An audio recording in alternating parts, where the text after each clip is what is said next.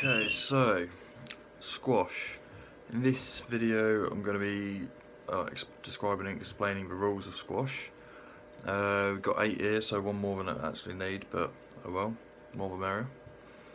So number 1, again, is similar with badminton. Scoring is going to be one of the main important things.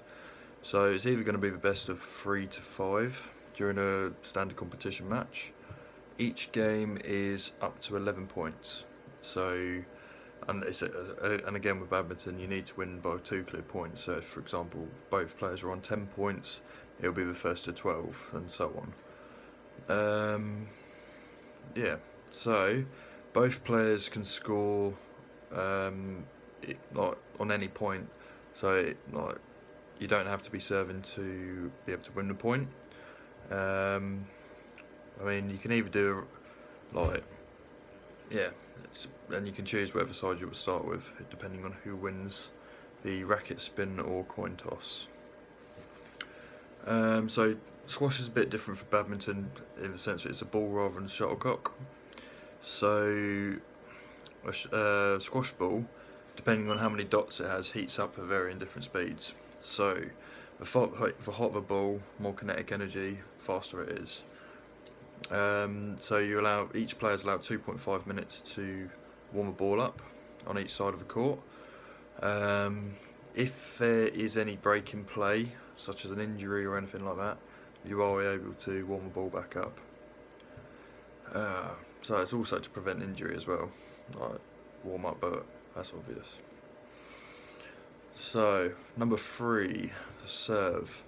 For the serve, the player serving must have at least like 1 foot in the box, not in front of the front line, as you can see in the image I've got in the corner. So the ball must hit the wall above the line halfway up the front wall and land in their side of the court. It can land in any side of that third of the court, sort of thing. So this is like important as well, because otherwise if you could serve from anywhere, it'd just be mayhem. So okay, number 4 I've got is strike, or a let even. So if you're able to hit the ball, but there's a potential injury risk where the player's standing in front of you, or if you even hit it with a ball or a racket, then you can call a stroke if they don't make any effort to move out of the way, or they're doing it on purpose, where you automatically win the point.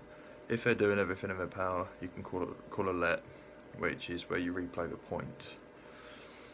You can call it even a let even if it hits the other player, even if it's a racket, or even like if it hits a little bit of their clothing on the way, or it affects gameplay in any way. Okay, so number 5, continuity of play. Once a game has started, it should be continuous. So in between games, you're allowed up to 90 seconds. Like you can change clothing or racket if you wanted to as well in that time. But yeah, in between games, 90 seconds. Number 6, I've got bleeding. So if a player's bleeding, they're only allowed to continue once the bleeding has subsided. If this doesn't subside, it's quite a substantial wound, then if it was the player's own fault or for no fault of anyone, then they will have to concede the match. However, if they got hit by the other player, the other player would have to concede because it was their fault, and yeah, that's just the rules. So number 7, I've got distraction. So distraction is not permitted on court. This could be either shouting or anything like that. Just bad sportsmanship, really. Yeah, it's not the one. And then for number 8, I've got conduct on court. Disrupting, intimidating, or abusive behaviour is not allowed on court.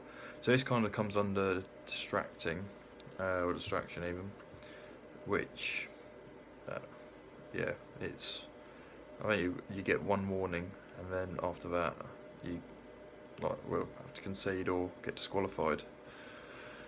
Okay, so that is the rules of squash summarised.